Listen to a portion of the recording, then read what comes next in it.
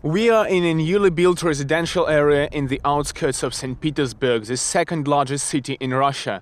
On this side of the road, the locals already live in their flats, while on the opposite side, the construction is still in progress.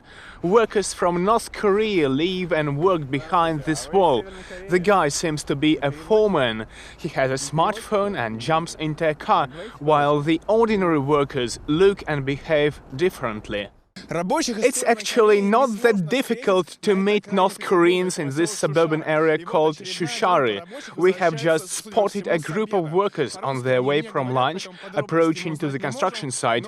We can't find out the details as they don't speak Russian. Meanwhile, the workers are already entering the property, and we will try to follow them. In this group of four, we can see a high-rise worker with his harness, while the others are assigned to do the cosmetics.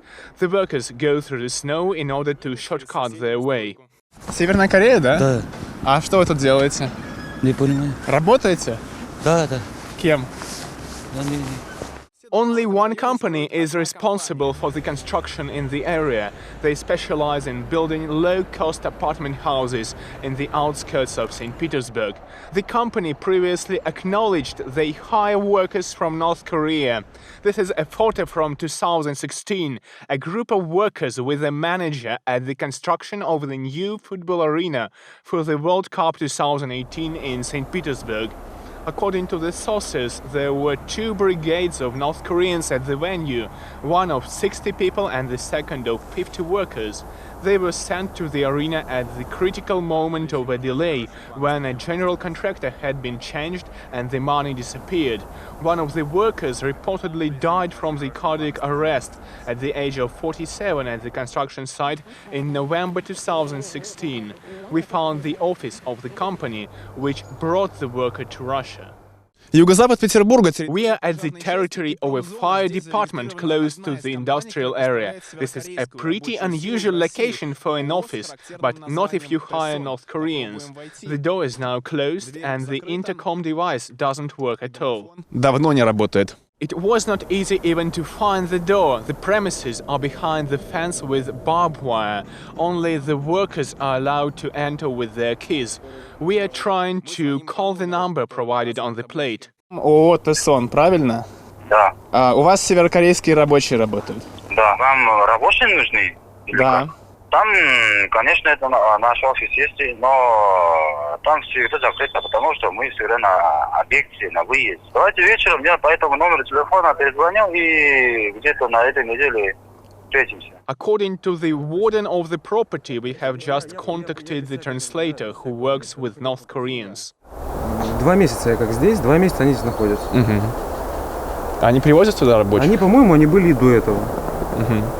Привозят сюда рабочих? Да, или тут просто переводчик или какой-то менеджер. Ну, здесь периодически несколько людей как бы находятся. Ну, вот я там знаю, да, я знаю директора. The conversation ends sharply as the man insists we have to leave the structure.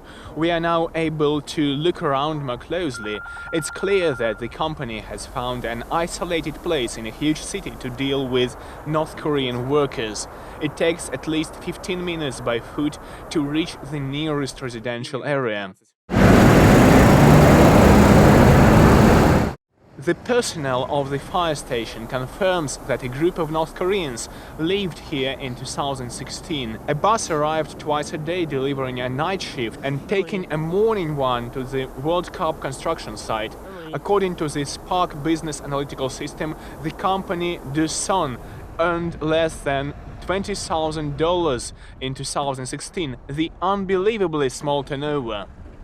We found more than 10 enterprises with Korean names only in St. Petersburg. Most of them operate in construction as subcontractors, providing workforce for the bigger companies.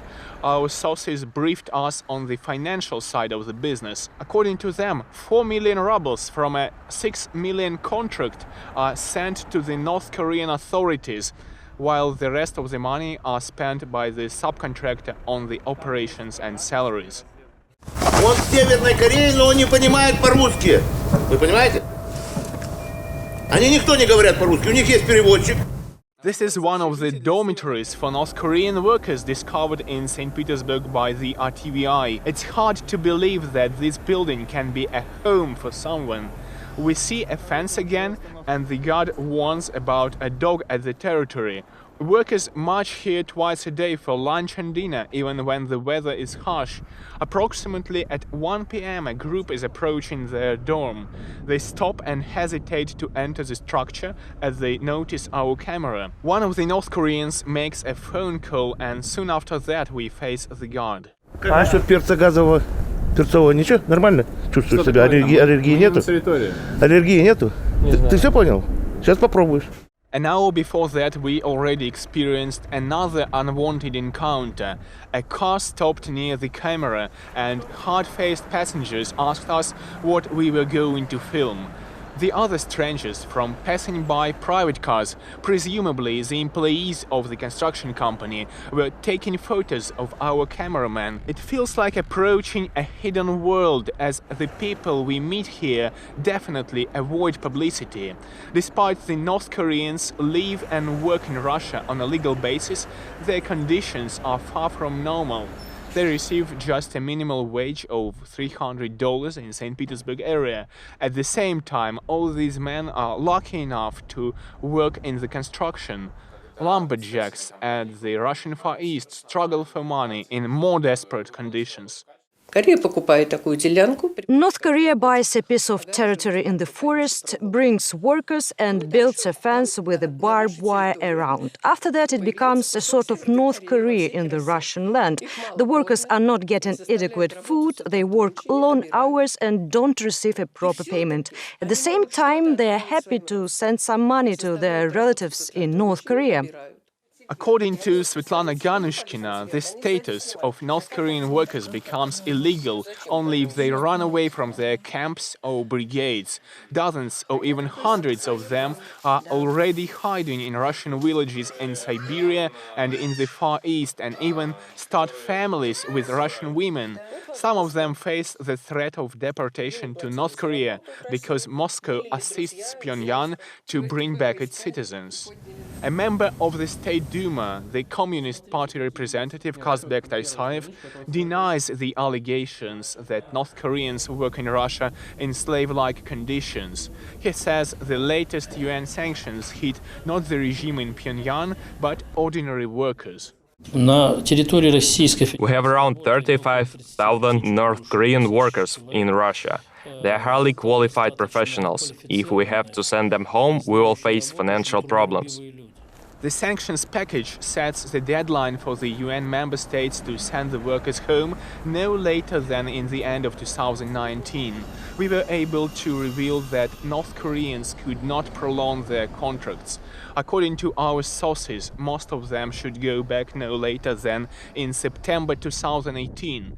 We met a farmer who planned to bring 80 workers, but was not able to do that because of the UN sanctions. Clement Park says the North Korean embassy contacted him last summer and suggested hiring a group of workers.